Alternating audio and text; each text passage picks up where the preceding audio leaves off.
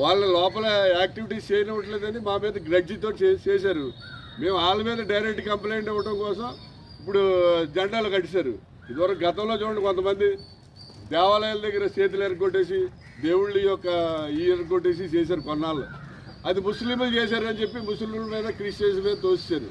అదే రకమైన యాక్టివిటీ ఇప్పుడు అది ఈ వాటిలోనే జరిగింది. అవి కూడా కొన్ని గుళ్ళో విగ్రహాన్ని, వినాయకుడి గుళ్ళో విగ్రహం తొండ ఎరగొట్టేసి ఇంకో గుళ్ళోనేమో ఏదో విగ్రహానికి తలపాయలు కొట్టి ఇలా చేశారు. అది కూడా ఈ వాటిలో జరిగింది.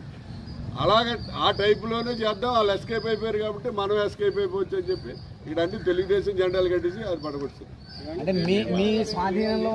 ఎన్ని చేస్తారు. అలాగే బ్లేడ్ బ్యాచ్లకి తర్వాత ఇక్కడ స్థావరంగా అయిపోయింది. ఇది బ్లేడ్ బ్యాచ్లు వచ్చి ఎవరికి ఏం చేయాలి, ఎక్కడేం చేయాలి అని వాళ్ళు నైట్ 8 తర్వాత ఇక్కడ ఒక మీటింగ్ పెట్టుకుని వాళ్ళ ప్రోగ్రెస్ అన్ని డిసైడ్ చేసుకుంటారు.